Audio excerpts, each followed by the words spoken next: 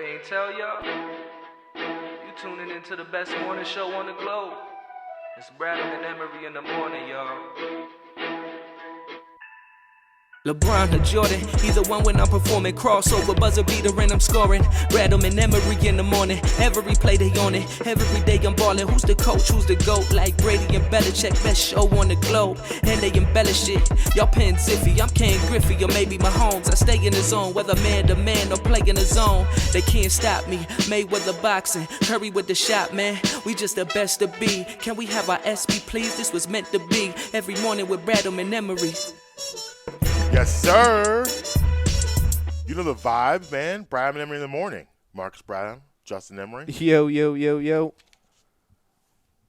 Yo, today's another solemn day. Now, I was looking forward to having a good day today. Now, I was not alive for, the anniversary of what happened today. Okay. However, you were.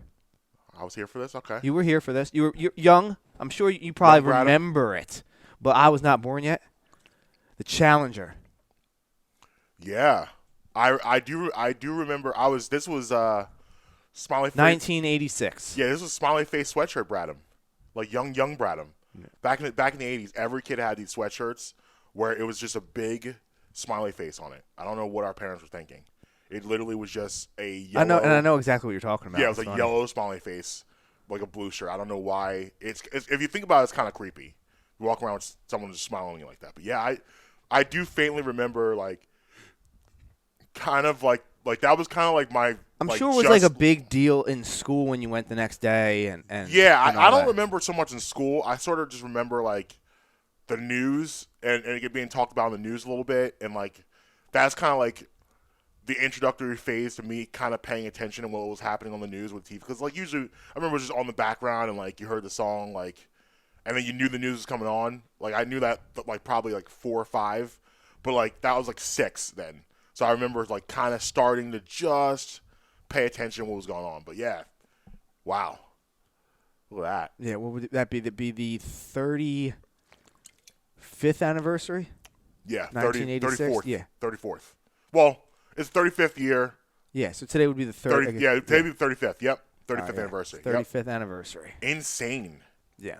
Insane, man. Well, I mean, I'm happy today, and nothing's going to bring out my mood after what I saw last night. See, here's the thing. When I was looking up, today just so happens that not a lot of stuff really happened in history today. Right. So, that was the one thing that jumped off the screen. So I was like, well, I guess we're having another solemn day. But let's talk about what happened out in South Philly last night. Yo, it was great.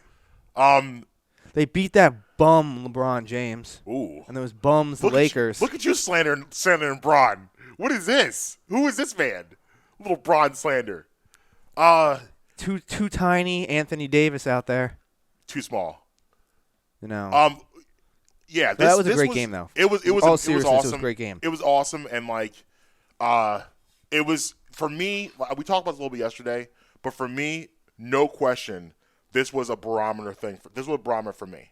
I wanted to see what they would look like against a team of this caliber. We can't dispute and argue for any second the Lakers are playing. They're the best team in the NBA right now. Yeah, and they're coming to your building.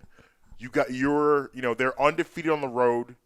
You are a historically great home team during this run, and it was just nice for them to play as well as they did. I mean, things got a little crazy at the end, but if you really think about it, they were in control for most of that game.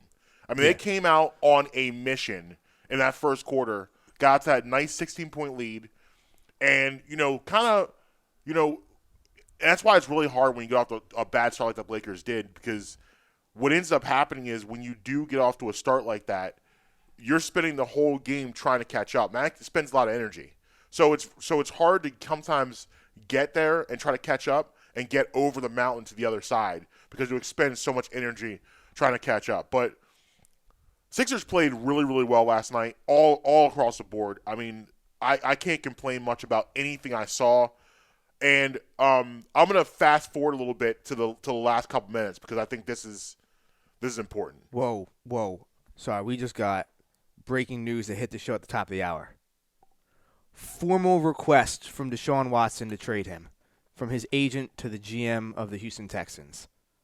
not speculative, a formal trade me request. Just happened, just now, broke at 10:02 a.m. Wow. So I didn't mean to cut you off there. He's officially out. He's officially requested his trade. And I definitely want to dive into that. Yeah, absolutely. He's so wow. This is gonna be a quarterback shakeup. It's gonna unlike anything we've ever seen. Yeah, the NFL is about to get the whole what's the word I'm looking for? The whole balance of power. Yeah, is about to be flipped. Absolutely. So yeah, we'll definitely dive into that a little bit later. But yeah, so I'm gonna fast forward to the last 2 minutes of the game, because there's a lot of things that I saw there that some people may take as negatives that I took as positives. Obviously, you don't want to blow a lead. You don't want things to get that bad. But I kind of liked it in a sense that I wanted to see what was going to be different this year than we've seen in the past. Under Brett Brown, the Sixers blew leads like it was their job. Like they were notorious for having big leads and blowing them, especially in third quarters more than fourth quarters, and then having not so great fourth quarters. So they blew the lead here. And one thing I liked right away is you saw how upset Doc was at them. The mask came down. You saw in his mouth. He goes, "What are you guys doing?" Did you catch? I believe it was about 2.5 minutes left in the second quarter. Okay. Did you catch the microphones on the sidelines picked up, and you could hear Doc's voice over the telecast? It wasn't like a timeout or anything. So they were back on defense, and they're running back. And you can hear Doc Rivers say, another turnover, another wasted possession. That's 7 of them. You can hear it clear as day. That's what they pick need. Up across telecast. That's what they need. And he did. He called the timeout, first of all. And because Brett Brown, in that situation, would have let them just play. Yeah. Because he doesn't have anything really to say. He doesn't have any kind of direction. He's going to keep doing. Doc calls him over the sidelines. And so what are you guys doing? What are we doing here? Well, then, you know how they always do, like, the in-between quarters? They'll do the split screen of, the interview they did with the coach right as, the next quarter is starting up. Right. Well, they grabbed Doc Rivers in between the third and the fourth quarter. So at the start of the fourth quarter, they did the split screen and they're talking to Doc. Right. And she's whoever the reporter is, I'm not sure who it was last night that was speaking to him. But she goes... you were really unpleased at halftime about the amount of turnovers. You guys have turned it down a little bit in the third quarter. Mm-hmm. Do you feel better? And he looks at the camera and goes, honestly, no. Yeah. Love to see it. If Brett Brown, to your point, if Brett Brown had done it last year, he would have been, oh, yeah, we've seen great improvement for the third quarter. Let's hope that this continues into the fourth quarter. We love the way we're scoring the ball. No, Brett. No, that's not what we asked you. So you get to the last 2 minutes, and you kind of start to see the mettle of, and seeing the maturity of what's happening. So they blow that lead. The Lakers take the lead with 11 seconds to go, which is a long time. So as much as upset I was as that blown lead, I was like, okay, what is this going to be? What is this going to look like coming out of timeout? Who's taking a shot? Because I'm a firm believer. I've always been from the school that your big man cannot be your closer. You cannot have a back to the back basket guy be your closer. It doesn't work. It doesn't work for a multitude of reasons, but one right off the bat is if your back is to the basket, you can't see. Right. You can't see where the double teams are coming from. You don't have time in those situations to operate down there. So you need a guy that can see, that can make plays. Now, it's very interesting what transpired last night because we had Sports Illustrated's Justin Grasso on yesterday, and we asked him that very question is, could Tobias Harris be a closer? And it was we asked him that question, and we basically were in a position where we're like, okay, what will tonight be? Will tonight tell us that? Could we see that? Do we have that clip? Yep, pulling it up right now. All right. We're joined by Justin Grasso from Sports Illustrated, Sixers beat writer. So we talked about the resurgence of Joel Embiid and the reclamation project this season has been thus far. I want to talk about another resurgence, Tobias Harris. he's been playing excellent basketball. He was a lot of people were down on him last year. His decisiveness, I think he's become an elite decision maker very early on. I know he's played his best basketball under Doc before, and it looks like it's happening again. You're not really gonna. I don't think it's realistic to think that at least this year, Ben Simmons is a guy who's gonna be a closer for this team. Do you think Tobias Harris has what it takes to possibly be a guy you can go to in the last 2 minutes of games? I think he's becoming that for sure. I obviously I don't want to get too ahead of myself here. I know everyone's saying, he's having an all-star season and he does look great. But we obviously attribute that to Doc Rivers knowing that this guy needs to just make quick decisions. I think he was kind of in the same boat as Embiid last year where he thought, all right, I'm making a huge contract and I got to try and do everything myself. And he's trying to do too much at once. And then, you get a guy like Doc Rivers who knows, no, this guy needs to just catch and shoot, make the quick decisions, and he'll become the player that we expected him to be. So in terms of if they can draw up the right play for him towards the end of the game, he can make that shot for you. But obviously you want to see him do it in the playoffs too before you get too ahead of yourself. But I think right now he looks like the guy that you can go to him at the end of the game as long as the situation's right. You're not trying to get him to do too much with the ball. He's just going to catch and shoot. I think he can be that closer for you.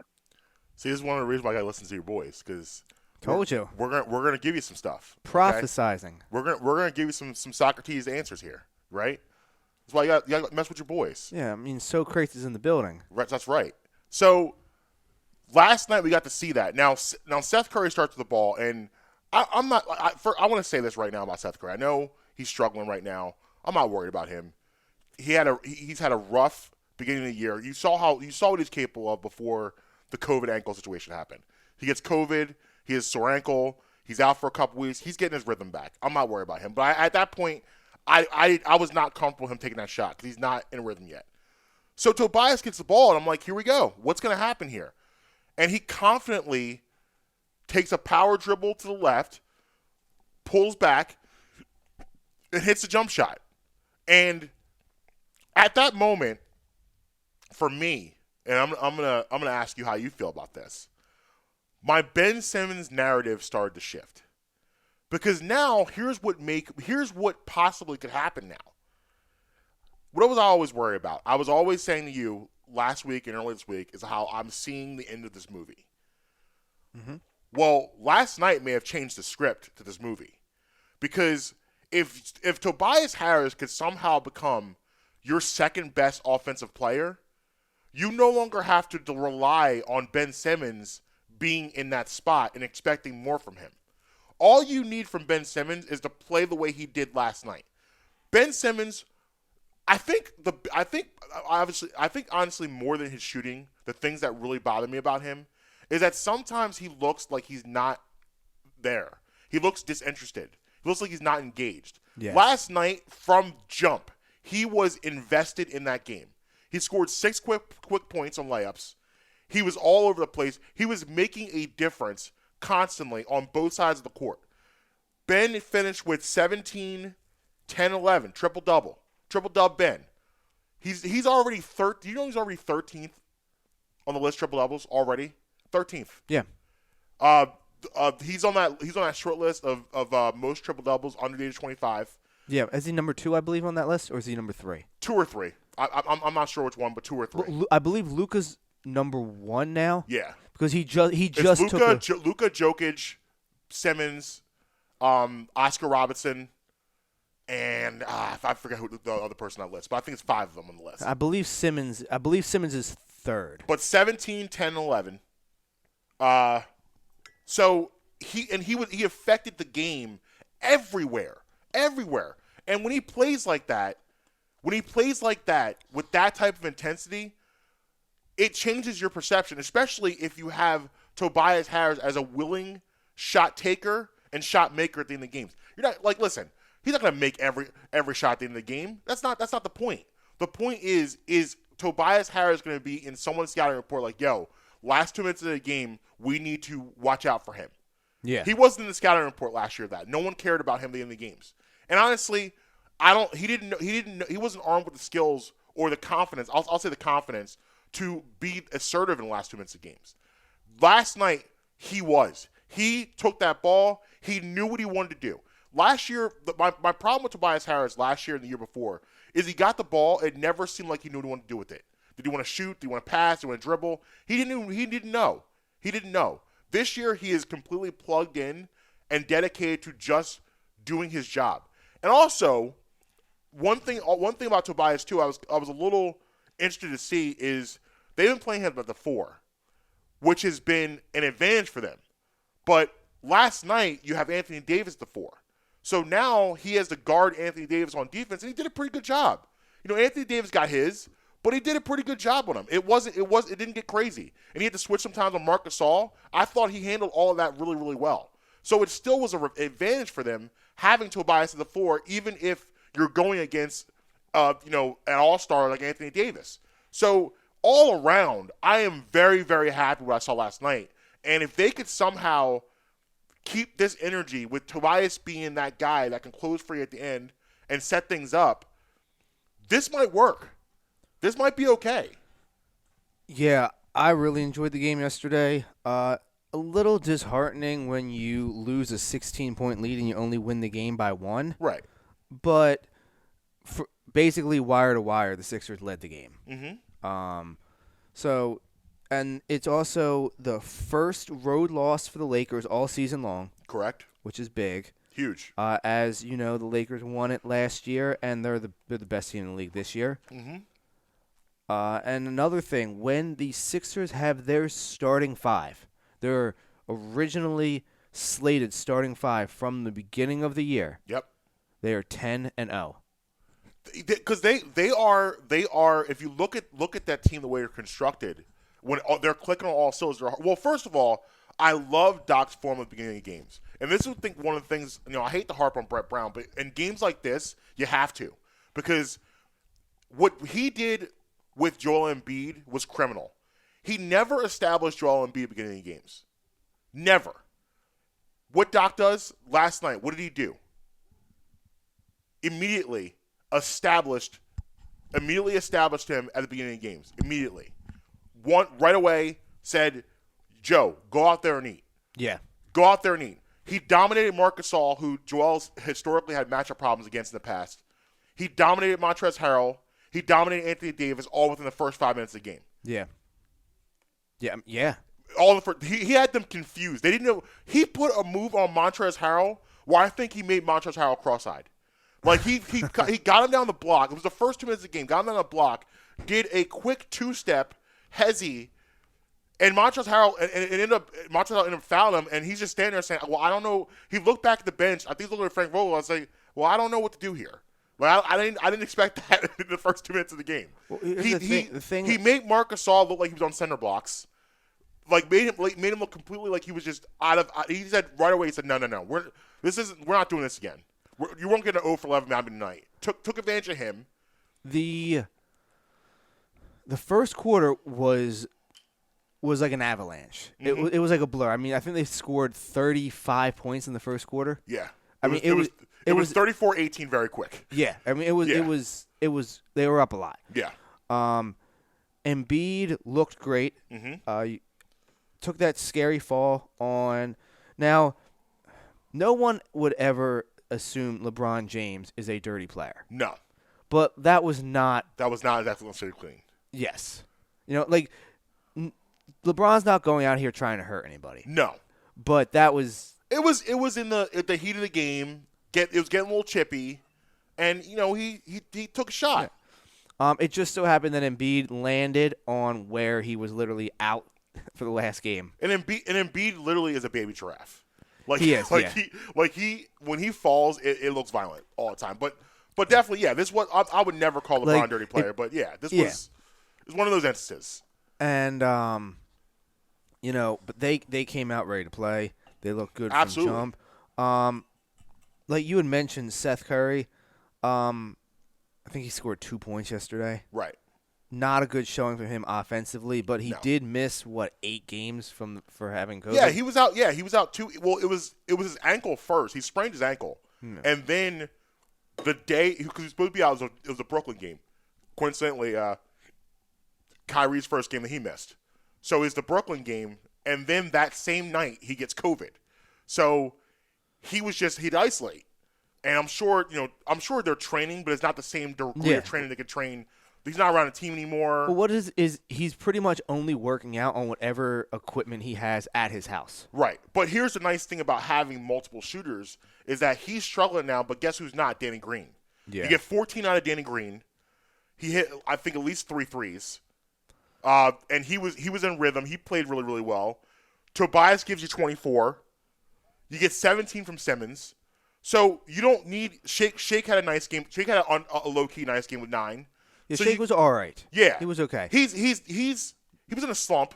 I was watching the game whenever it was Shake and Korkmaz checked in, and Korkmaz hits his first 3 from from like halfway up the arc on the right side, and I saw him go to shoot it, and I was like, oh, here we go again. Right. He sunk it, and I was like, all right, I'm glad I'm watching this game alone, and nobody's here to give me a hard time. Right. Well, that's the thing. Well, that's the thing with Korkmaz. He's wildly inconsistent. You don't know game to game what you're going to get from him, but it's nice when he gives you those type of games. I still don't want him in the rotation, though. That being said, I don't want him in the rotation. I would much rather have Isaiah Doe in the rotation than him. I had a feeling, though, that we were going to get a good game out of Simmons, being that it was LeBron and the Lakers on the other side. He always plays well against the Lakers because he wants to. That's his guy, so he wants to play well against him. But we need that energy every night. We need you to bring that. Like, there's certain games, and this just goes back to how frustrating Ben Simmons is. Yeah. Is that he has the ability to go and do that whenever he wants. Right. And he only does it when the spotlight's If you could give me 17, 11, and 10 every night, I would not say anything. Yeah. I would because obviously you're affecting the game in all facets. I know you're going to play elite defense also on top of that. I don't even need – I mean, that's being aggressive. If you can give me 17, 7, and 6 every night, I'd be okay with you. Especially now knowing what I know about Tobias Harris, that we've got a guy that, again, that is going to be a willing shot taker. Not more than a shot maker, a willing, confident shot taker at the end of games. Yeah. That's the difference here. He's a willing shot taker. He's not afraid of the moment. You're playing – listen, man, you're playing the Lakers. You got LeBron James in the building, a team that has not lost on the road. They just blitzed you the last 2 minutes of the game, and you have the guts to step up and take that shot, and then you make it. What does that do for your confidence? You can't tell Toby nothing today. Toby woke up feeling like today. Yeah. Had that called it. Yeah. Like he woke up feeling good about himself today. So like this is one of those situations where this is something that's going to be huge for his confidence. Huge for his confidence that, hey, you know what? I did this against the best team in the league. So now, I feel better about Ben because this kind of maybe this is what it's supposed to be. Maybe Ben is supposed to be the 3rd to 4th best offensive option on the team. Let him do what he does, and now you got other guys that can do these things. Maybe that's how it works out. But if that's the formula, I'm okay with that formula. Now seeing it play out, and seeing it play out against the best team in the league. I agree. So hopefully, this is a stepping stone. But see, the Sixers. And this is going to be interesting this next week or so with them, because we've seen this movie before too, where they've had a nice, you feel a signature win, and you're feeling good about them, and then they go play a team that's they're not as motivated to beat, and then they go to the downhill. We can't have the downhill now, because here's what you want if you're Sixers. Here's your dream scenario. Let's get this number 1 seed. Let's get this number 1 seed because why? What do you do best? What do you do best? Win at home. That's what you do best. No one beats you at home. No one does that. Nobody. So if no one beats you at home, what do you need? You need home. You need home court advantage. You need that. I mean, the bubble showed you that. First off, yeah. Even with no fans, they couldn't win at home. Yeah. So like if that's what we need from you, you want to make it as easy as possible for yourself.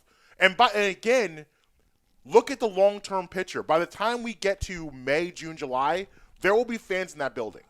I agree. You're going to have something. You're going to have some sort of. It's not going to be a capacity, but you'll have people in the building. You're going to have people there, and honestly, even the Sixers. I feel like the Sixers always are kind of ahead of the curve their atmosphere now makes you feel like there's fans there.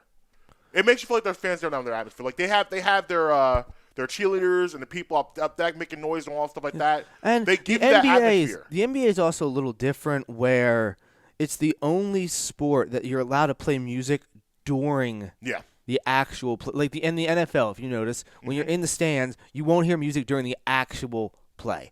Hockey, during the actual game, you won't hear it. During baseball, during the actual pitch, you will not hear music.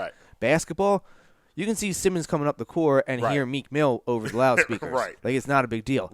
So the atmosphere of an NBA game is much looser than the other games as well. I would agree. And I mean, think about like when you were younger and you'd go play basketball at the courts and they'd have like 2, 3, 4 courts in a row. People were playing music there. People were like, that's not a game that you necessarily need total silence around. Like if you were a quarterback and you heard the music, that would probably annoy throw you off a little bit. Yeah, absolutely. But in the NBA, it doesn't matter so much. Or I should say, basketball, the sport, it matters and less. Playing pickup, when did you always play better? When you knew you had to win. You stay on the court. Yeah. And that's how the Sixers need to play right now. Because if you lost, you might as well go home. Right. I love those times when I went to the court and it was packed with people because it motivated me. Okay, this is. I'm trying to run 2 or 3 minimum. Yeah, we can't lose. We got to stay here. So the Sixers, they have to grab this number 1 seed, and right now it's in front of you. You're the best. You're the best team in the East right now. You solidified that last night by beating the Lakers. You are right to have the number 1 seed right now. Just front run, and be your own advocate. Beat the teams that you're supposed to beat. You can't be losing to Detroit on Monday night. That can't happen. You can't do that. You got to beat those teams. It's great to beat the Lakers, but good teams beat teams they're supposed to beat. They don't lose against those teams. They don't have uh-ohs. We can't have any uh-ohs, especially if you're going for the number 1 seed. And, like, now, I'm getting greedy now. I want the top seed. I want that top seed. I didn't think it was attainable, but now that I see that it is, I want it. I know. I want it now. Let's capitalize on it. But, we're going to take a break. Yes. And when we come back. On the other side, 215-309-9693. That's how you get through. Jump in. You watched the Sixers game yesterday. Yeah. Talk to us about it. You think LeBron's a bum? I do. It's funny you're being so disrespectful to your GOAT. I actually have a LeBron question for you later. Okay. Something I want to play around. Something I saw on the net that I want to play around with you and see what you think. That's cool. And on the other side, we'll also break down something else that's all over the net right now. Uh-oh. Yeah, I've been spending quite a few hours on that Reddit thread that everybody's talking about. Okay. All right. You want to do that on the other side? Do that on the other side. Okay, cool. All right. With Bradman in the morning, Marcus Brown, Justin Emery. We'll be right back. Hi, I'm Marcus Brown. I'm here to talk to you today about Uncle Mike's Homey Ice Cream. USA Today selected Uncle Mike's as the best ice cream parlor in Pennsylvania. Uncle Mike's is a family-owned and dedicated to the production of premium quality gourmet ice cream and sorbet. Made fresh daily on the premises using the highest quality ingredients available, Uncle Mike features over 30 unique delicious flavors offered in scoops, sundaes, shakes, and special order ice cream cakes and pies. Uncle Mike's Homemade Ice Cream is located at 537 York Road in Warminster. It's open all year round, serving you happiness one scoop at a time. Hi, I'd like to talk to you guys today about my friends at Amy's Pizza. Amy's has a plethora of pizza for your munching pleasure, specialty pizzas such as Hawaiian, margarita, taco, and plenty more. If it's sandwiches you're into, they've got those too. Cheesesteaks, burgers, hoagies, even gyros. Amy's offers pickup and takeout options, but they are also available on Grubhub. Amy's is located at 332 York Road in the heart of Hatboro. Call them at 215-957-1000. Again, that's 215-957-1000.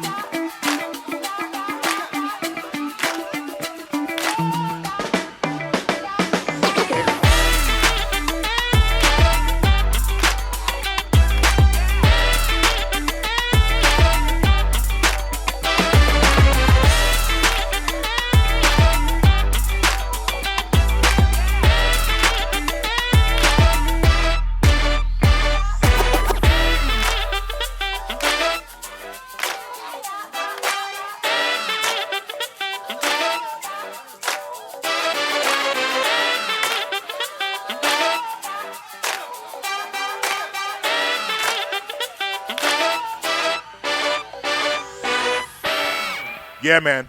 Welcome back. Brown in the morning. Marques Bradham, Justin Emery. Yo. So listen, I'm gonna turn this over to you because there's so much about this story I don't understand. Okay. And now I'm personally invested because you wrote me into this. So, but yeah, man. Like the stock market has always been something that's been presented as a very complex entity and something that the average man doesn't really get a chance to ever be successful at, because usually the average person is never prepared to be a part of that world. And right. Wall Street presents in a way where they try to be so complex about this situation because they don't want you to be successful. Well, the little man has risen. Yes. And I don't know if you're paying attention out there what's going on, but this Reddit situation is wild. Yeah. Now, I got to preface this by saying two things. Okay. Number one, do not take my advice as investing advice. So that's a disclaimer. So I can't get in trouble for that, number one. Yeah. Secondly, what I'm about to say might come off as extremely disrespectful to the suits on Wall Street. That is intentional. Okay? So, the hedge funds, Yeah. they short all these stocks, Right. expecting that once the price declines, they're going to make a ton of money. Right.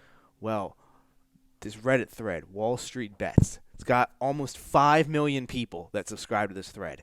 And you don't need to subscribe to it to read it. Mm-hmm. So that's just the people that subscribe to it. Think about how many more Are just reading it. Yeah. Well, they basically pooled all their money and bought shares of the stock. Mm-hmm. The companies are now stuck with all this shorted stock that they anticipate for it to go down. Right. Well, there's prices rising on it. Well, they have to come up with the money to make up the difference for the short. Yeah. And when you the thing is, for just a handful of shares isn't a big deal. But you got to understand, these companies own hundreds of thousands of shares, and these shares are shifting $200, $300, $400. So think about a $400 shift Right. on 300,000 shares. So GameStop. Where Yes. did GameStop start? How much was it per share? About in the 2 weeks beginning? ago, it was about $19. $19. Now think about this perspective. $19. I went on there yesterday to just look at GameStop. This morning, when I first woke up and flipped on the TV to track what it was looking like, it was flirting around $4.55. $455 a share. Yeah, that was around 8 o'clock this morning. I'm not sure what it is right now. GameStop jumped from $19 about a share about two 2.5 weeks ago. Yeah, to $435 per share. $4.55. $4.55 per share. Yeah, I believe it actually at one point in time overnight even flirted around the 5.05 area. I heard. This is historic. Oh yeah, like they are going to rewrite financial investing books because of this. Like, you are witnessing literal history at the fingertips of What I love about this is that of an app. What I love about this and what's ironic about this is that this is how it should be.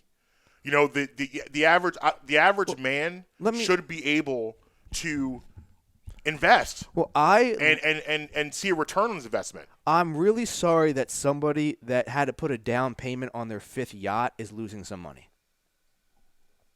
Yeah, I know, right. And everybody's, oh, well, these are people's retirements and people's pension funds. Well, you should have invested it better. Right. You know, when you go, what's a thing that you always see on commercials? Well, you go talk to a financial advisor, and the first thing they say is, well, have you been budgeting properly? Right. My first thing is for the hedge managers that are freaking out. Did you budget properly? Right. Yeah. Like, who I think it was Melvin Capital is the company. They lost like $3 billion over this, to the point that it's a loss. Like they already wrote it off, accepted that they're going to take the losses. Right. Take the loss. And he was like, I lost $3 billion. He's like, I might have to downsize my house. Blah, blah.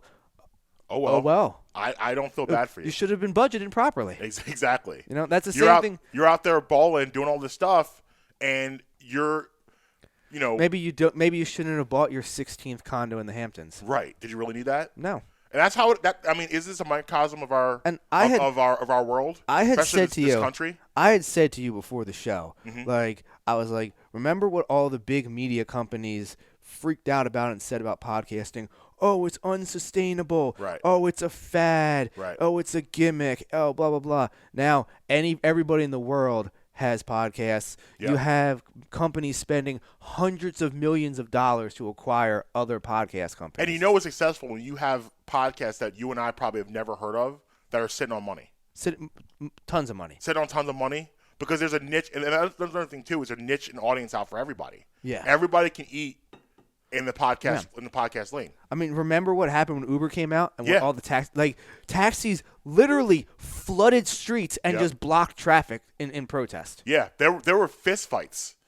Like Ubers would show up to places like airports, stuff like that, and there would literally be like fights with taxi cabs and Ubers over the real estate. Yeah, and like it's not my fault that as a taxi cab you suck money out of everybody and you suck. Right. Like one time I was catching a cab from Planet Hollywood.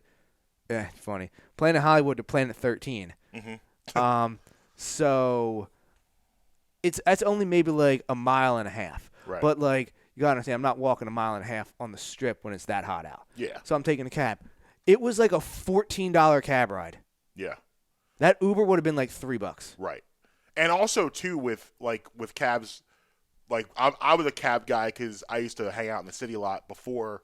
Before Uber and all, yeah. and Lyft and all that stuff. So I took cabs everywhere because driving is annoying in cities. Because I took a lot of cabs in college because the Uber just wasn't around, wasn't a thing yet. Right. So I didn't feel like driving, so I didn't want to figure out parking and all that stuff. So it's just more convenient to get a cab. Like there was no accountability with cabs. They didn't have to be. So like just the idea of not picking you up. You'd have to call a phone number, yeah, and be like, threes. pick me up at this The address. threes. Yep. Yeah, the threes. Yep. Just pick me up at this address. Yeah, and sometimes they'd be like 45 minutes late, or they wouldn't show up, and then you would call them back like, "Hey, where's my cab?" And they'd be like, "Oh, my bad." Pick somebody else up. Right. Right. But now they have to be accountable because now they need that business. So this is kind of like what's going on here, but it's wild because this is an area like Wall Street is something that it's the rich boys club. Well, yeah, and what the big thing is that there is what the what's the exact term for what they're calling them? Retail investors is the term they're using for them. Okay. What retail investors are doing is the same thing that the brokers are doing. It's just happening against them, and therefore they don't like it. Right. Now, as I say that, AMC, which boomed yesterday, is down hard today. Okay. I think it will recover. Like I said, do not take my advice, though, but my opinion is okay. I think it will recover. I'm not worried about it. And all the other ones that were mentioned on the thread Are doing well. But a couple of them are down slightly, but they're down so little that it's marginal. Okay. But the one in particular that you care about is up. It's a lot to hear about. It's up. I like it. So but it's like you're watching people with an iPhone. Yeah. In their house, outsmarting people that have access to, like. I did this in my jammies last night. Like the Bloomberg terminal that you can trade stocks. Like that's like the official terminal that you can get. I think it's like something like $28,000 a year for a membership to be able to do that. Right. You downloaded the app for free on your phone, didn't you? I did. No commission, didn't you? Nope. There you go. Here I am. Changing history. Like I said, I did it in my jammies. It was a jammy purchase. But I want to. I know we're going to go ready to go to break. I want to introduce this topic, and then we'll discuss it after the break. Okay. So, the Chad Wheeler incident from Seattle. Wow. So, for those of you who don't know, Chad Wheeler is offensive lineman from Seattle Seahawks, and he over the weekend was involved in a domestic violence incident. I don't even know. I mean, I feel like it's more appropriate to call it attempted murder with his girlfriend. He suggested to his girlfriend that she bow down to him, and she refused to do it, and he beat her to the point where she barely survived. If you go online and look at the pictures, it's absolutely horrific. And it's this seems to be a big time pattern in the NFL to hear these cases like this, and this is not the first time we've heard something like this taking place in the NFL, and also in professional sports more than the NFL.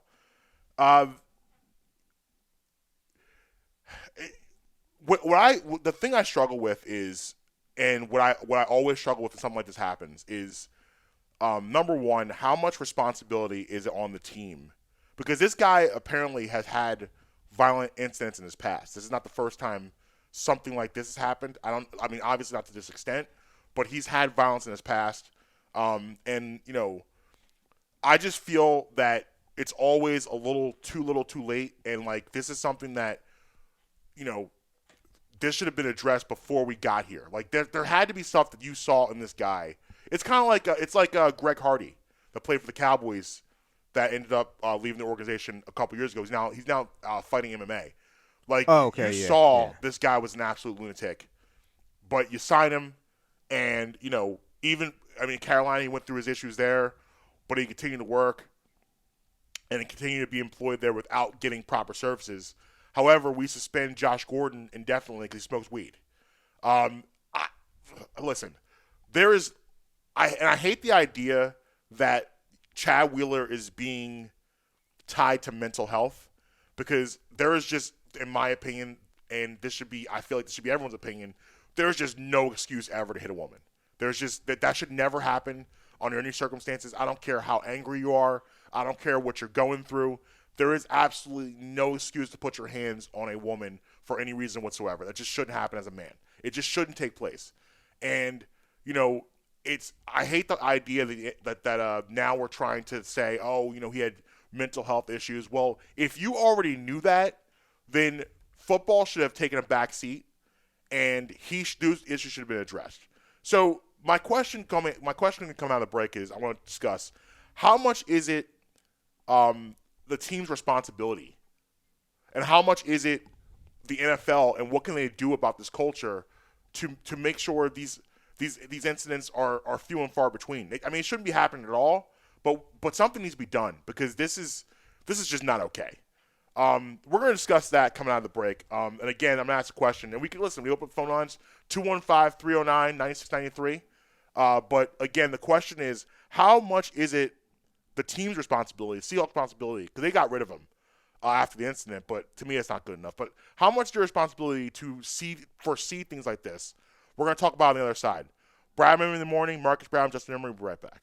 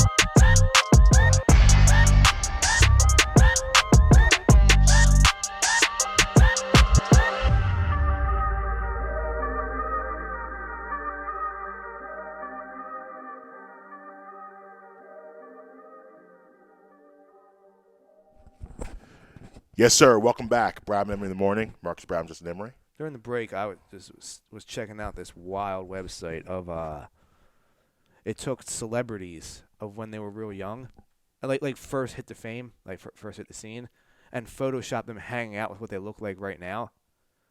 Will Smith looks exactly the same. Yeah, he is an age. He's an age. But like some of the other people, like for example, Britney Spears. Yeah, the years have been time at Britney Spears. No. So before the break, we were talking about the Chad Wheeler situation and his the incident. I actually want to read the statement that's the Seahawks released yesterday addressing this situation. It reads as the following. The Seahawks are saddened by the details emerging against Chad Wheeler and strongly condemn this act of domestic violence. Our thoughts and supports are with the victim. Chad is a free agent and no longer with the team. If you are experiencing domestic violence, call the National Domestic Violence Hotline at 1-800-799-7233 or go to thehotline.org.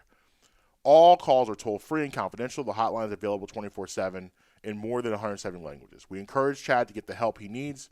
If you are experiencing mental health issues, please reach out for help. For immediate help with mental health crisis or thoughts of suicide, contact the National Suicide Prevention Line. That's not good enough to me. And I think it's cowardly to hide behind mental illness when something like this happens. And the fact that you guys are even saying that you're attributing this to mental health issues leads me to believe you guys knew something was wrong with this guy from the beginning. And that's where I ask the question is, how much is this team's responsibility when something like this happens? And how much is it for them to address this as it's going on? Because in my opinion, like this has got to stop. It's got to stop. And I just look at this in the situation and look at all these situations that you hear about over the years, and it's pretty much the same story. Like, these guys are paid to do a job and they're paid because of their talent. But how much of it is, you need to focus on the person and make sure you got good people on your roster. And where's the okay, this guy is a great player, but he's a terrible person, and he's probably going to do something at some point to injure himself or someone else. We need to address that before we get on the field.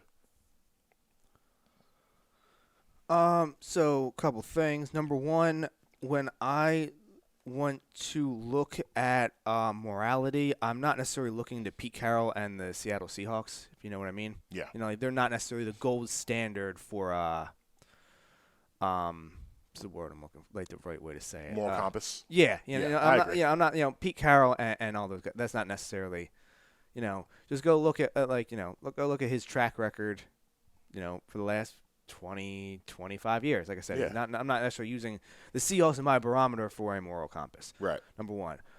Number two, I had said to you, because I had not heard anything about the story prior to you bringing it up on air. Mm-hmm. So during the break, I said to you, I was like, I never heard the story, but I'm not at all surprised. Like, an NFL player is a terrible human being and abused his significant other. I mean, look at Ray Rice and then Kareem Hunt, and I'm sure there's other ones I'm just forgetting right now. I just remember those two, like Tyreek Hill. I'm sure there's others. Those are just the ones that popped into my head right now. I mean, you had the LaShawn McCoy incident that we still don't know the thing still don't know the answers to that. What happened there? McCoy. See, here's the thing. I'm a huge LaShawn McCoy fan as the player. Yeah, he is not a good dude. There's been plenty of incidents. Yeah, I agree. Like he's just not he's not the kind of person that you're trying to hang out with. I would agree. He's phenomenal on the field, but he's not. He had incidents in college. He almost lost his first round draft because of some of the stuff he did in college. He wasn't a first round draft pick. Oh right, I mean that's why. Yeah, because he was supposed to be. That's what I meant to say. He was second round. He was supposed to be a first round draft pick, but he lost because he had an incident at a bar down at Pitt that got him kicked out of the first round. But I wouldn't be surprised. Yeah, so it's but again, here's what how much responsibility do you put on the team? I mean, I feel like how I don't want people to misconstrue what I'm trying to say. I feel like when it comes to the responsibility of the team, it's an individual case-by-case basis because you are not around that person on an everyday thing. Mm-hmm. So I don't think that you can create a cookie-cutter model to what the team's responsibility should be. But now, listen, you mentioned Pete Carroll, and I agree with you. Pete Carroll is not the like. What I mean by that is like, for example, they say that this guy, like, with that statement that came out, clearly he has shown signs of being out of his mind before, right? A la Richie Incognito. Yes, he's a guy that you just who has done a good job of rehabilitating his image. Yeah, I don't know if he got any help or whatever. But he's definitely in a different place now than he was. He was a guy who was then. known for being like right. Same now. There's not necessarily stories of him, being abused, but he was a wild guy. There's stories about him being wild. Agreed. But then I'm sure there's guys who that you hear about it that show no signs of it. Right. Like for example, have you ever heard anything about Ray Rice where he exhibited signs that he might do that? I've never heard one story that there was any pre. We don't know. Well, no, but I'm saying, right. But let's say you never read any stories about it. We never did, so that's what I'm saying is, as far as the responsibility goes, you go like for using my example, say that there wasn't really any signs. Right. I hold the Baltimore Ravens less responsible because how could they know? Like. Unless you're in the building and you're around them all day. Yeah. Now, do they have some responsibility? Yeah, obviously. Like, if I'm owning the team and this happens, like, you're not even good. Like, I'm not even bothering to have a face-to-face conversation with you. Right. I'm calling my GM. My GM's calling your agent. And, like, that's that. Like, you will never get the chance to present your case to me. It will never get that far. Right. But, like I said, unless you're there every day, you don't know what, like you see, like I said, back to the Richie Incognito thing, the people, I believe it was Miami when all that stuff happened with him. Mm-hmm. Like the Dolphins coaching staff, this, like I mentioned all this, it usually goes back to the strength coach. Like those are the guys that know these players inside and out. Right. They had to have seen it. Right. And like, I look at, like Ray Rice is a good example because we didn't hear any stories, but there may have been stuff happening in that organization that we weren't privy to because we're not in the building every day. But, if these people are in the building, I'm going to go a little different direction with this. I think it's important to say this. I am not in any way advocating for Chad Wheeler or anyone else to be fired for stuff like this. Because here's the problem. Here's the issue with that. You run a really dangerous line. So, like, if you're a doctor and you have a domestic violence incident, do you lose your job? If you work the cash register at the local grocery store and it's in your past, you lose your job. Well, you're going to lose in the court of public opinion every time. Right. But I'm saying, like, I can't say they should be fired because we can't have it where professional sports, you do something like this, you're out, you're done. But, like, it's not like that in the regular, I guess, world. I disagree. And that is because when you play a professional sport, you live a privileged lifestyle. And you could be a lawyer living a privileged lifestyle. You could be a doctor living a privileged lifestyle. It's still it's a privilege to have a career. It doesn't matter what your career is. It's still a privilege. Yeah. Well, all right, let me rephrase. If you're in the public eye, it's different. Because, Bob the lawyer, it might not get out about Bob the lawyer. But what if you're Johnny Shapiro? What if you're Alan Dershowitz? What if you're a high-profile lawyer, so you shouldn't take cases anymore? Well, back to my previous statement about the Seahawks. I'm not using Alan Dershowitz as my moral compass either. Yeah. So here's the thing: is every example you're giving me, I'm just like, these are terrible people. I don't care what happens to them. No, yeah, but I agree with you. You're right, but I guess it's just. I would go the route of these guys need to get help before they lose their employment, and then listen. If you continue to do, if it's I'm sorry, what was his name again? Chad Wheeler. Chad Wheeler. Mm-hmm. If Chad Wheeler is Zach Martin, is he cut? No, probably not. Like if Chad Wheeler is Quentin Nelson, is he cut? If Chad Wheeler is I forget his first name, Bakatari though for the Packers. Yeah. Is he cut? No. If he's Lane Johnson. Yeah, I mean, Brandon listen, Brooks. Ray Rice didn't get back in the NFL because of what happened in the elevator. He didn't get back in the NFL because he couldn't play anymore. He was washed. It was a wrap for him. But if he could still play, Kareem Hunt. right? If he could still play, he would still be in the NFL, right? Yeah. So yeah, I mean, it's a complicated issue, but for the NFL, what it comes down to is you're worth the problem until you're not worth the problem. Correct. I would agree. But they've got to do these organizations. I just believe they just got to do a better job. To use Andy Reid for it, you got to do better here. And I'm tired of hearing these stories, especially coming out of the NFL, and then it's kind of just been like, all right, let's just move on. We can't do that. And I personally believe that the NFL and these teams need to take more responsibility for how they're addressing these issues. Well, here's the thing. And be proactive instead of reactive. Well, on paper, they have it. They have the protocols in place. Mm-hmm. It's just that they don't adhere to the protocols. Correct. So, on one hand, they can be like, well, we have all these things in place. They just choose not to use them. Like, for example, why does, certain punishments, like they have this wide commissioner's list for things that you can get suspended for. Yeah. But like, why is it that, Josh Gordon and I can't remember his first name, Fuller for the Texans, the receiver. Yeah, Will Fuller. Will Fuller. Will Fuller. The two of them, same incident, failed drug tests. Right. One of them gets 2 years. One of them gets 6 games. Now, I understand Josh Gordon has a history. Right. But I'm saying this is not Fuller's first hiccup. Right. So they don't enforce the rules same amongst everybody. Yeah. But yeah, it's a problem. we'll get to it on. We'll get to it. I don't know. It's a complicated issue. It's not something that I just wanted to bring it to the table, but it's not something that's going to be ever solved here. And I hope the NFL really is having some serious meetings about this. Like I had said, I just need the NFL to just.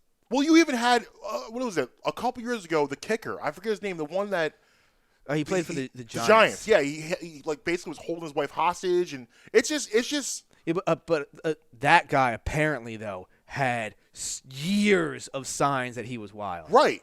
Yeah. But that's what I'm saying is that how do you let that stuff slide and not address it? But listen, like I said, you're worth it till you're not worth it. Correct. You're worth it till you're not worth it. We're going to take a break, and last night I discovered a new use for the mask. Oh. Yeah, I'm gonna talk about it. I'm actually excited. And we got Bremy nomination. We got Bremy nomination and hockey or no. Going 0 for 7 again. It's Brad in the morning. Marcus Brad, Justin Emery. We'll be right back.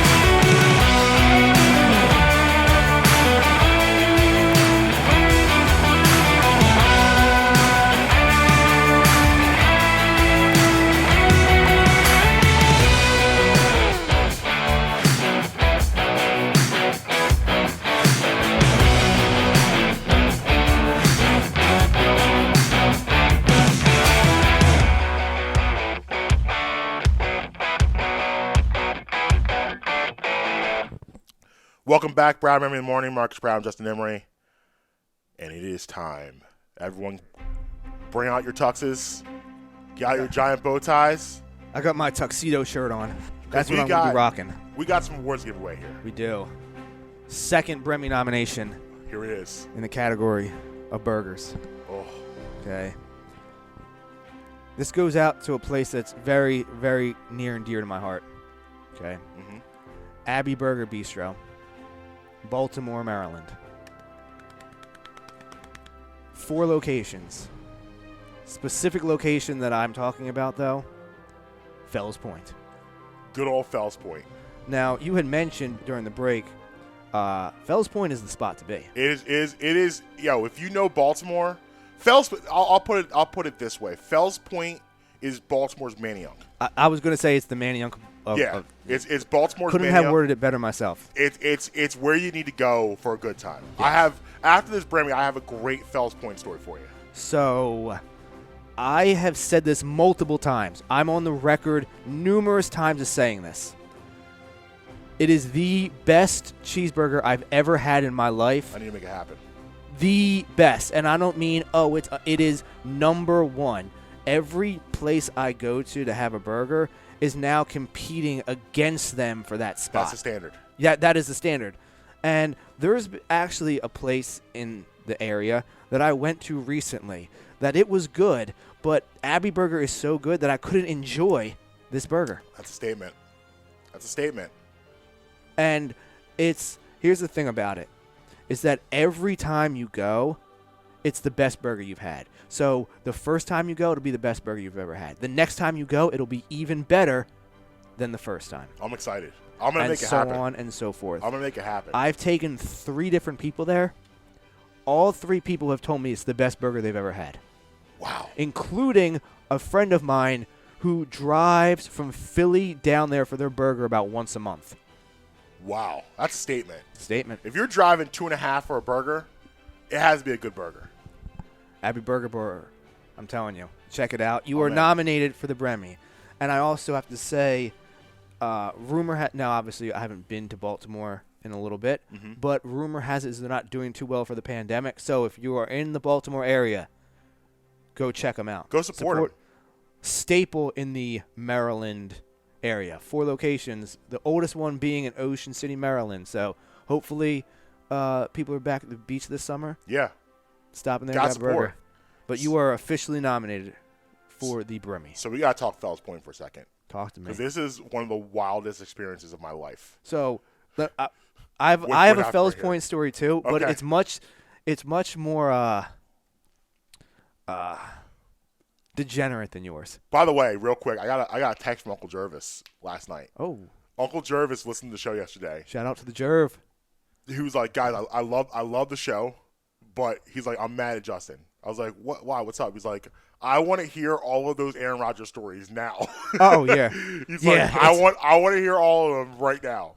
There's some wild stuff. Maybe we might have to do Brown Memory After Dark one. Brown night. Memory After Dark and get to the. Maybe we save those for a little summer venture we have. Yeah, planned. and what we'll also do is I'll also break out the Howard Eskin, Angelo Cataldi, Taylor Swift story. Yes. I've teased that before. Yes, the people need to hear that. But I'll tell the full story. The people need to hear that. So I lived in Maryland for a couple years. I used to wrestle professionally. I did that on the independent circuit for a couple years. So I've trained down there in Maryland. So that was like my home base. I have family down there too that live in Anne Arundel County, which is just past Baltimore, just before Washington. Yeah, it's a little south. It's like 20 minutes past Baltimore, right off Route 100. Near Glen Burnie is a good reference point. It's right over there. There's a casino over there. Yeah, I'm pretty familiar with the area. So I had a crew down there. We used to hang out, and like one night, let's go to Fells Point. All right, cool. We hit the bar at Fells Point. It's a good night. You can sometimes tell when a night's gonna be good by your first drink. Yeah. You know, I don't know what's gonna happen tonight, but this night feels epic. So we're drinking, we're feeling good, we're having a good time, swapping stories, whatever. The same usual nonsense. It's around 1:30, so it's time to go. Oh yeah, you don't need to be there till 2. You don't need to be there till 2. 1:30. I don't need to see the lights come on. I don't want to do that. So we're getting ready to get out of there. So Fells Point has a huge middle area, a huge nucleus. Yeah, it's like a U. It's like a circle. It's like brick. It's like covered in brick. Yeah, cobblestone everywhere. Bars, restaurants, line the side. Like you had said, very much like Manayunk. Yes. So we walk outside. We're walking through the circle. All of a sudden, one of my friends says, "Yo, look." So we're like when you've been drinking and you got that nice buzz. It's tunnel vision. Yeah. Like you're not really seeing what's going on around you unless someone points it out to you. So I'm in my haze. I'm like, I'm feeling myself. Look up.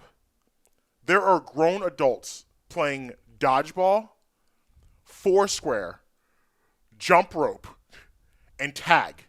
Grown adults. So we're looking at each other and we're like, what is going on? Should we play? I'm like, is this recess? What's going on? So I literally walk up because I have to know what's going on now. I walk up to this young lady. I'm like, what are you guys doing? what's happening? She's like, oh, we're like an adult play group. We go out like late at night and we play games we used to play as kids.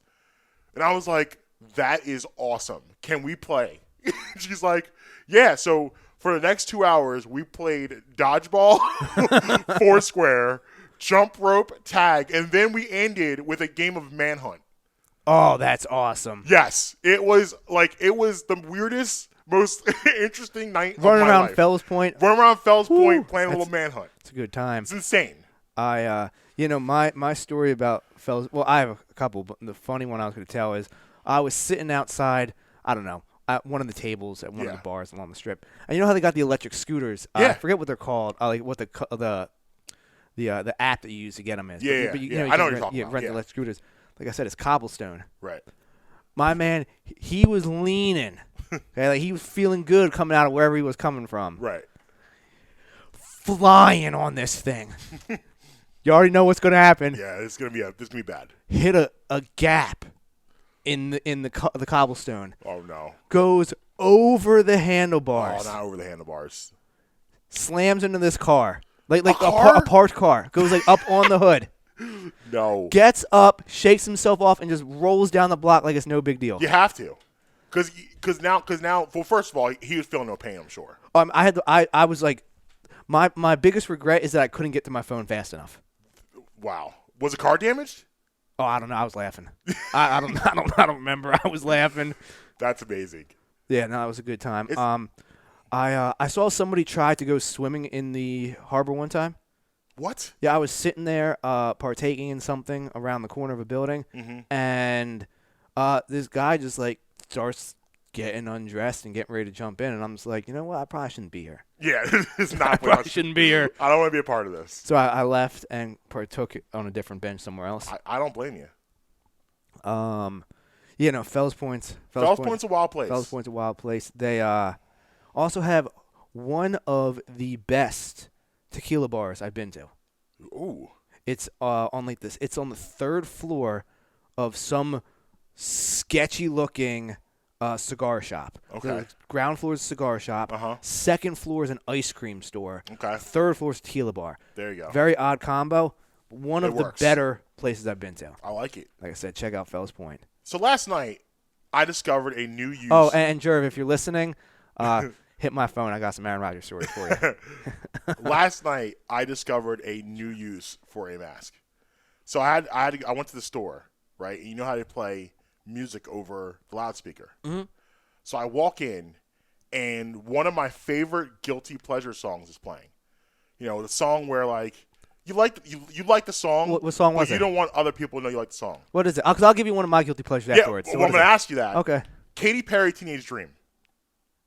You make me feel like I'm living now. So this song's on loudspeaker. So I haven't heard this in a long time. So I'm feeling it. But like I'm a grown man. I can't be out here singing Teenage Dream. You know, that's a little weird. But I have my mask on. I'm in line belting it out, and nobody knew. Nobody knew. Nobody. I was hitting every part of it. I was in the harmonies. I had my toe tapping. Nobody knew what I was doing. It was just all undercover. And I was like, I'm thinking about it, I'm like, this is incredible. I can now sing these songs, and nobody's going to make fun of me. No one's going to know. That's great. Because I want to have a little teenage dream in my life. That's great. Yeah, I want to have a little teenage dream in my life. I want to sing a little bit. My brother's roommate in college, Mm-hmm. his guilty pleasure song was Katy Perry "Roar," and like he'd come home from the bar at like 2:30 in the morning and just on repeat for like 20 minutes, just roar, just over and over, and he would just be sitting there. Guys, I love this song. Yo, old school Katy Perry low key slaps. One of mine is "Rude Boy" by Rihanna. That's a great song. Yeah, but I mean, like that song will be It's on loop? it's in my rotation. It's in the rotation. Yeah. I'm not mad at that. Yeah, like, you know how like there's certain songs that like when you're out, Yeah. and you hear it on, Yeah. like if that song comes on, Yeah. while we're in the bar, It's over. it's a wrap. It's a wrap. Like, remember, where was it? It was New Year's Eve, wherever we were at. Yeah. Where were we at? Sliders. Okay. On New Year's Eve. Remember Yeah, the yeah, Sliders? yeah. The DJ, there was at one point in time, I looked at you and you're like, I don't care about anything else. I want to dance to this song. Yeah. I forgot about that. Yeah. And I was just like, do what you got to do. I forgot. I forgot all about that. Yeah, it was that is. You looked at me and you were just like, listen, I'll be right back. I got to go dance to this song. What am I going to do? Say no?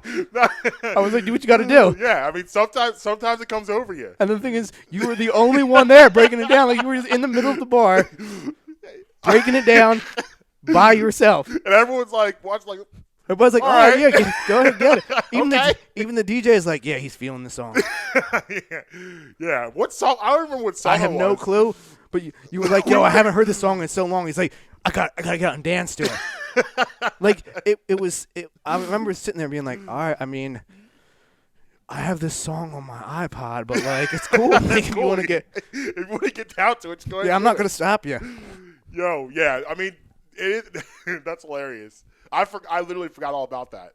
But yeah. So it was awesome having that moment of just rocking out to my song. Yeah. It was great, but You didn't care it was raining. It was, I didn't it was care. raining. It- You didn't it care at all. It didn't matter. I think we were like in a conversation too. Yeah, it And was. You were talking to me. I was like, You're like, you literally looked at me. I'll be right back. I gotta go dance to the song. Do what you gotta do. You're not bothering me. As long make sure you achieve what you're trying to achieve. right. So I gotta ask you a question about LeBron. So LeBron was in town last night. Yeah, he's a bum. Don't talk about your goat like that. That's your goat. Oh, I understand, but He's a bum now. he's a bum. Okay. Oh, he's a bum up until the Sixers' next opponent. Yes. Okay. Do they play tonight? No, I don't think. Well, they're then back I'll to be calling him a bum tomorrow again. back. I like it. So, a question hit the timeline last night. I thought it was pretty interesting. Which LeBron would you take? Would you take Cleveland LeBron, Miami LeBron, or LA LeBron? What LeBron would you go with? Is it Cleveland 1.0 or 2.0? Cleveland 2.0. So Cleveland 2.0, Miami, or LA? Which LeBron is your LeBron?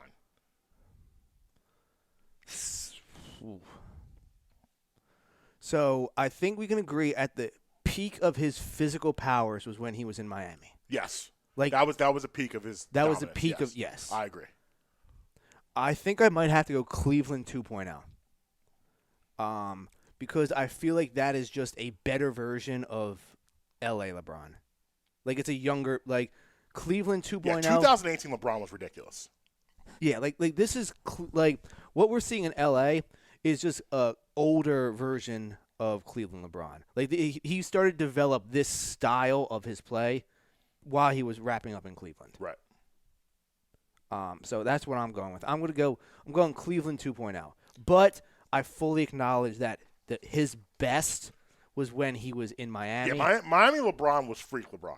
It's just that isn't necessarily like he's not, like he didn't have the approach to the field or the court general that he has now. Then like back then it was like, okay, you need me to put up 40, I'll put up 40. I hear everything you're saying. For me, I kind of like LA LeBron. And the reason why is because I feel like for the first time in his career, I think he's comfortable in who he is. And that's always kind of been one of my complaints with him is I never felt that he was comfortable in his skin and who he is. And this is the first stop I've seen. I feel like he is at peace with his legacy and at peace with himself. And he looks like he's just having a good time. Right. Like he looks like a guy that is just having fun out there.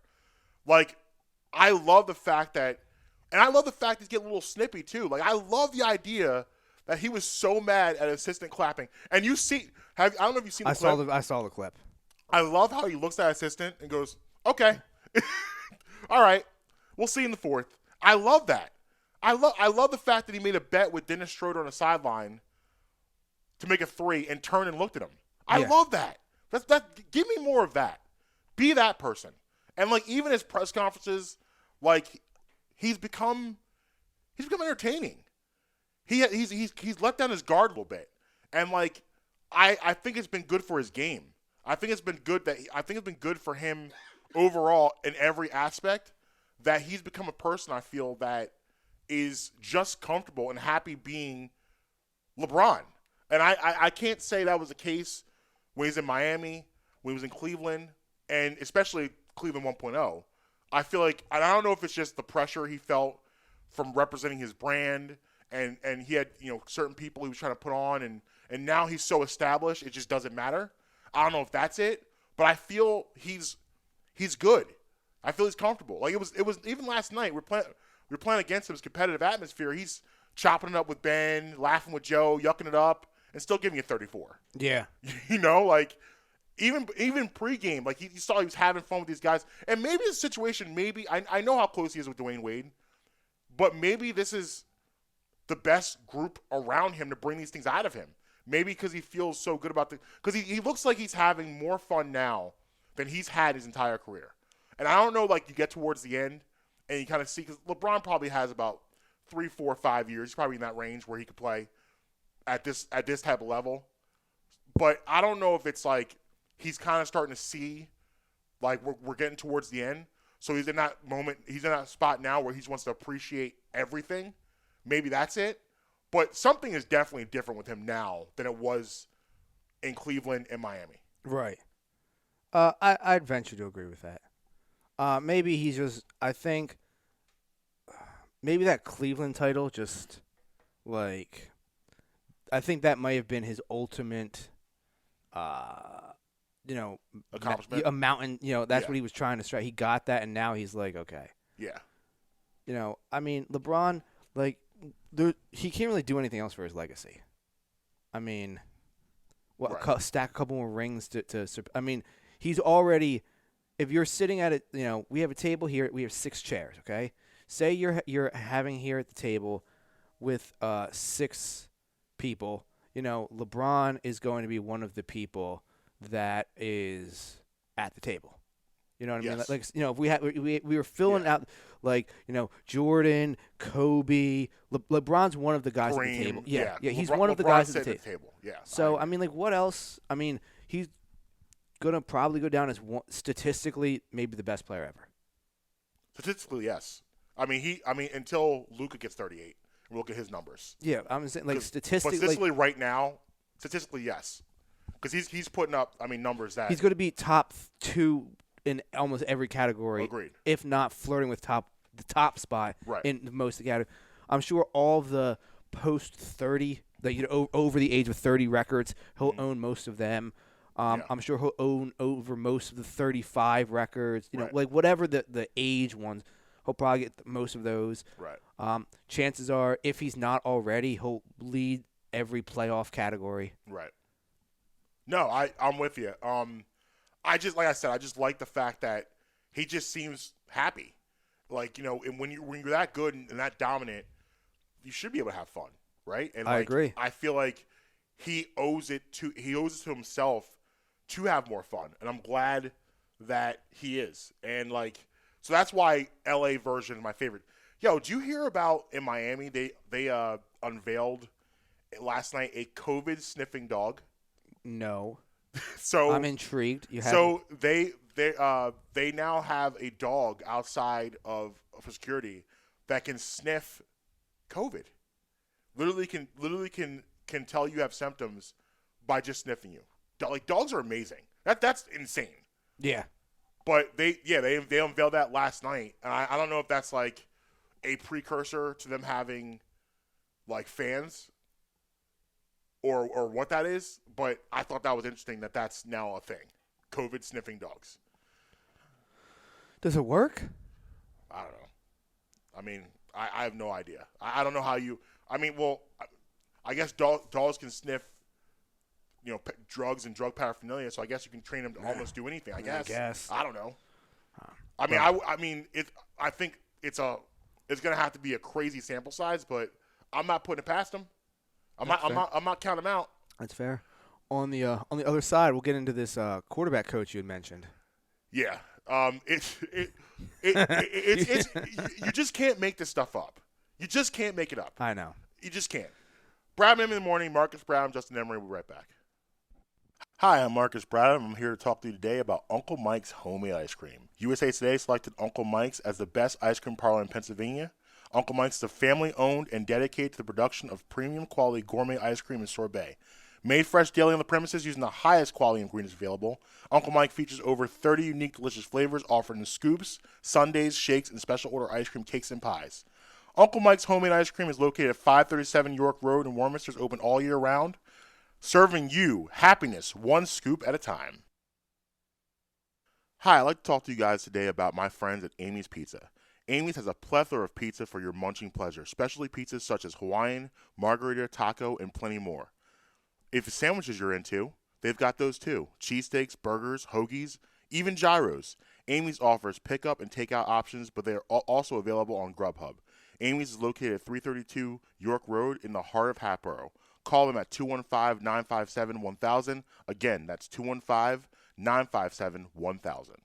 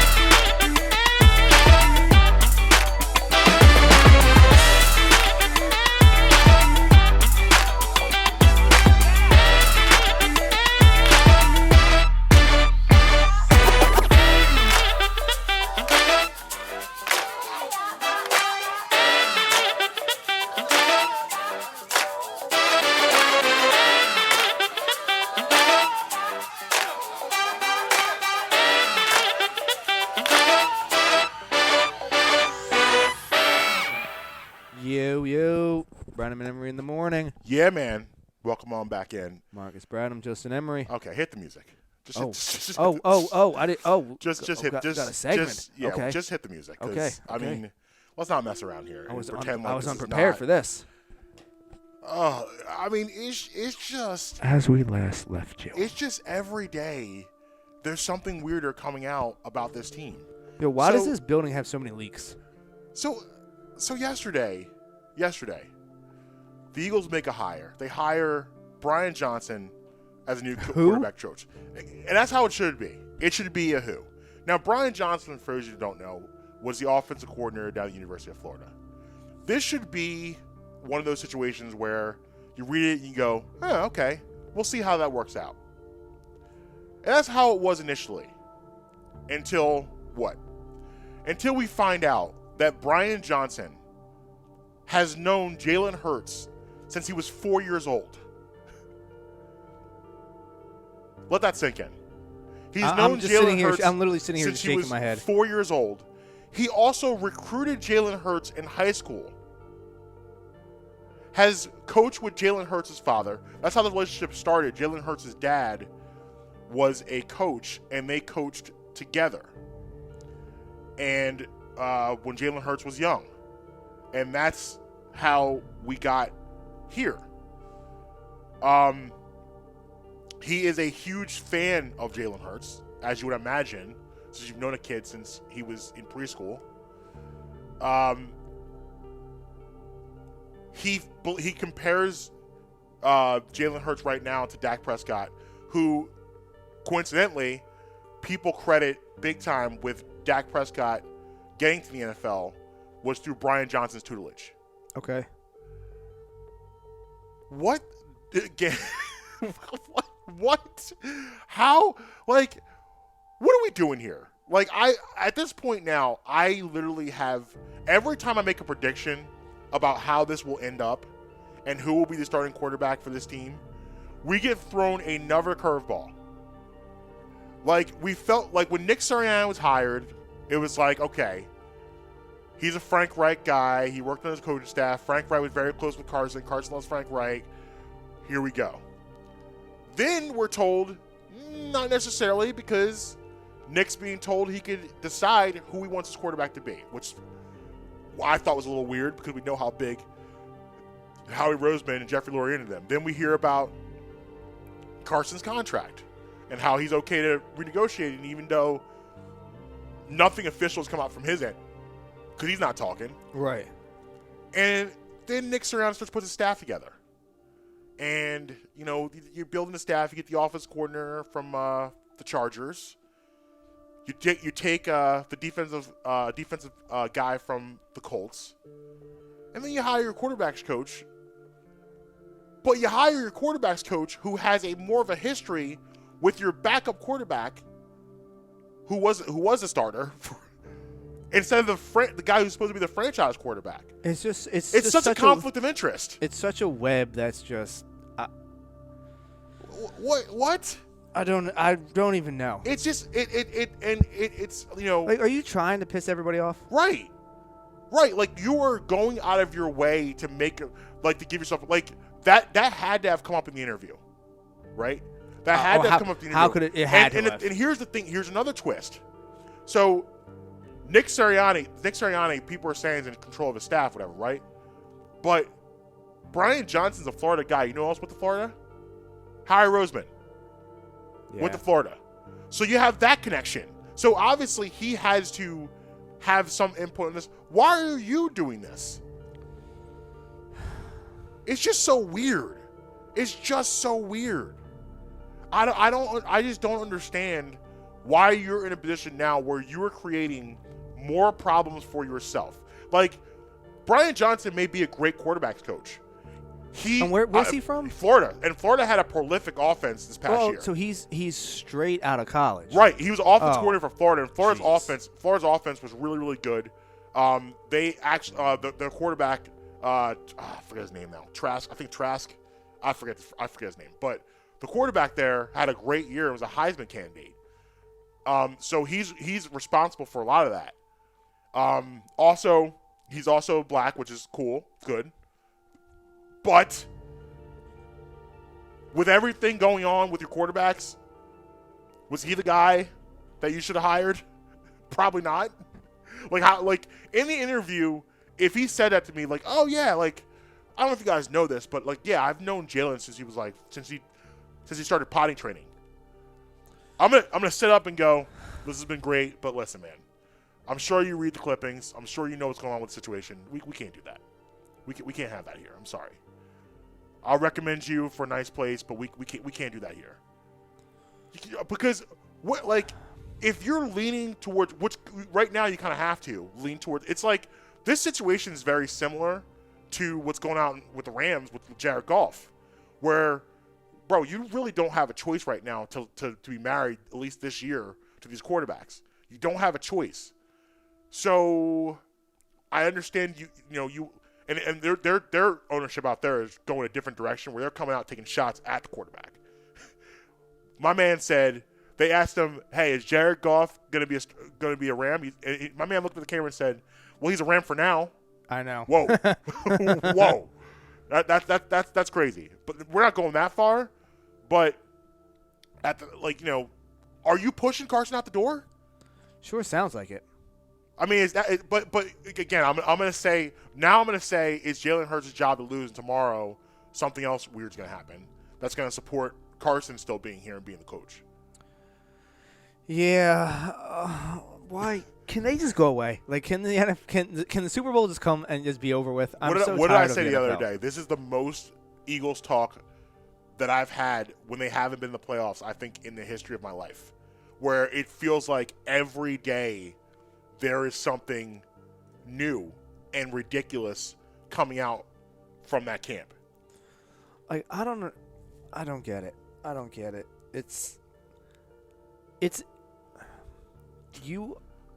The Eagles are an embarrassment to the Jeffrey Lurie cannot sit in an owner's meeting with a straight face. No. Right? I mean, Jeffrey Lurie walks in the owner's meeting now, everyone's whispering and stops talking as soon as he walks in and looks at him. That's what it's become. Like, before the meeting starts, hey, Jeff, what's going on over there? What are you guys doing? What's the deal here, bro? What's happening over there? Do you need some advice? Do you need some help? What kind of Mickey Mouse organization are you running over there? It's so like the community outreach they do will only go so far. Right. You know what I mean? Like, right. I understand they have the Eagles Autism Challenge. Which, that's cute. It is. It's nice. And like they're the number one green. Yeah. Building playgrounds. Yeah. That's cute. But like, how about some doves? Your actual job is to win football games. Yeah. And if those two things don't go along with each other, it's gonna hurt. Especially just they're not just a bad team; they've become a messy football team. Like, this is like Real Housewives of Philadelphia. Like, this is how messy this is. Like, you might as well all just get on the Bravo channel and have a reality special and have a show. Real Housewives of the Philadelphia Eagles. That's what this has become. This is a mess. Yeah. This is messy. Like, Andy Cohen needs to come out and have a reunion special with these guys. Like, I want to see Andy Cohen sitting down with a suit with his flashcards and be like, Marcus from Hatboro wants to know, why are you guys such a dysfunctional mess? And I want to see Jeff sitting there with Jalen. I want on the couch. I want Jeff on one couch with Jalen, Carson, Howie. Can you tell me why the coach hasn't spoken yet? Yeah, where's this? Yeah, when's his press conference? There's all sorts of videos of him touring the facility, pictures coming out of him on social media. I know we're in a COVID world, but usually when you hire a new coach, he speaks immediately. Jeffrey Lurie can come on Zoom and spread whatever BS that was. Right. You can put the coach on a Zoom call. I mean, I like to hear from him because, but here's the problem is that the reason why he's not having a conference because there's questions that he can't answer right now. And he's going to be the first question will be, hey, have you spoke to Carson Wentz? Then it's going to be, who are you leaning towards right now, Nick? Then it's going to be, so you hired Brian Johnson to be your QB coach who has a strong relationship with Jalen Hurts. Does that mean Jalen Hurts your quarterback? Well, the reason those are the first four questions right there. Howie better be at that press conference, and he better be taking questions. Absolutely, he has to. But what if he sits there and what if Jeffrey just takes all the questions? I don't want to hear from him anymore. That's what I'm saying. Like, I have no desire to hear from Jeffrey Lurie anymore. I don't even really want to hear from Howie, but No, I want think we to because I want to hear him tiptoe and screw up his reasoning behind this too. Yeah. Like, I need to start hearing from Howie Roseman more because we need to press him and put him into a box about the things that he says and the things that he does. Right. The offensive coordinator, even the guy they hired for offensive coordinator out of from the Chargers, he's credited with Justin Herbert and his progression, which is nice. But Justin Herbert's style to me looks more like a Jalen Hurts style than it does a Carson Wentz style. Well, another thing that about Sirianni is he is attributed with fixing the broken Andrew Luck. Mm-hmm. I use the word fix loosely because he was more broken physically than, I guess, mentally and mechanically. Yeah. Like his body was falling apart, Right. and he Right. brought him back. Right. For lack of a better term. Right, and Phillip Rivers speaks highly of him also as part of helping him with his success. Like Phillip Rivers had some of his best seasons under Nick Sirianni. Man, I don't like. They gotta clean this up, man. They just gotta clean this up because I if you ask me right now, I firmly believe no matter how this goes, they're not going to be able to get rid of Carson Wentz this year. It just to me doesn't make sense. It doesn't seem like something's going to happen Unless, like I said, he's open to it, but unless a massive contract renegotiation is done, yeah, I'm right there with you. So I don't see how this happens unless and again we talked about this. I think we talked about off air that this is going to be a crazy quarterback shuffle year. We got a lot of quarterbacks that have the potential to play musical chairs. A lot of them. I'm going to read you some right now. I mentioned this the other day. Deshaun Watson, Yeah. Matt Stafford, Yep. Sam Darnold, Yep. potentially Carson And Wentz. Sam Darnold's new to the list now with all the stuff going on with him, but because even before I'm out on Sam Darnold though. Yeah, you mentioned it. Even before the trade stuff, there's rumors that the Jets are looking at Zach Wilson out of BYU to draft him to come in there. Yeah. His draft stock has definitely risen this year Well, with how great he was at BYU. You've got three guys coming in Fields, Lawrence, and Wilson. Yep. The three of them. So there could potentially be half of the league that has new quarterbacks under center. Garoppolo could potentially be on the move. Yep. Jared Goff potentially could be on the move. Right. Now, some of these are far-fetched. And he's probably scenarios. Jared Goff's probably not going. I mean, they're not getting rid of that $65 million with that. Yeah, that's what I'm saying. force. Some of these are far-fetched, but I mean, they actually might be in a worse position than the Eagles because Jared Goff, even his no, and I'll tell you why. Okay. They have the number one defense. Well, I'm talking about specifically with Jared Goff. Like even when they went to the Super Bowl, I never believed that he never really impressed me. I really thought he was definitely a product of whatever that system was. Like Sean McVay is that good of a coach that he made Jared Goff look good. It was never anything else to me than Jared Goff looked good directly because of Sean McVay and how much of a genius that he is. I never believed Jared Goff was anything good. Okay. So that's why I think they're so the way they talk about him is very different than Carson Wentz because when we saw out of Carson Wentz in 2017. Again, we talked about it yesterday. It was something special. Right. We've never seen anything special from Jared Goff. He made the throws that he had to make. It was, but guys in that offense were running wide open. They were running. I mean, that offense, the year they went to the Super Bowl, guys were wide open, wide open. Oh, for sure. Carson looked more like he was making these things happen in 2017 than it was that the offense was just guys were just open. So. That's why I believe personally they're in a worse position because I don't know even after this money situation gets taken care of, anyone's going to really want Jared Goff. And the fact that Jared Goff's throwing the ball all over the place, it's a lot. But man, it's just bad. Yeah, he's just a mess. That was funny the way you said it. he's just here, take it. You want that? Here, take the ball. You want the ball? You take the ball. Like he's a mess. Is he just not smart enough for Sean McVay's offense? Listen, I've said this before that I I don't pay attention to the draft that much because like I feel like the draft is something where it's a lottery for a reason and it's just a crapshoot. You hope for the best, but a lot of people talk all the time about they take that person or I told them to take them. No one knows. I don't know. You don't know. I did tell you to take Justin Herbert though. Yes, but Jared Goff, I can firmly say I never wanted him. Even his highlights look wanky. Like even his stuff, even they try to make him go. Those YouTube highlights they show you. Yeah. I was like, yeah, no, I don't want that. There was He's a goofy looking guy. He doesn't look like an athlete. He looks like a goof. He just has a goof look. Jared Goof. There was a video of him at Cal. Mm-hmm. Of him doing, I don't know what it was. It was one of those social media challenges that had like the dance along with it.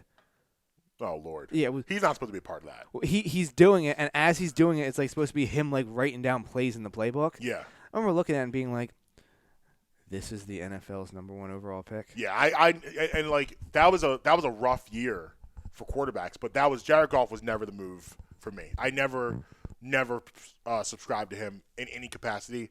So I'm not surprised that he's in the standing he is now. That it's going to be a court. They literally have said with their, that huge contract they gave him, it's going to be an open competition at camp.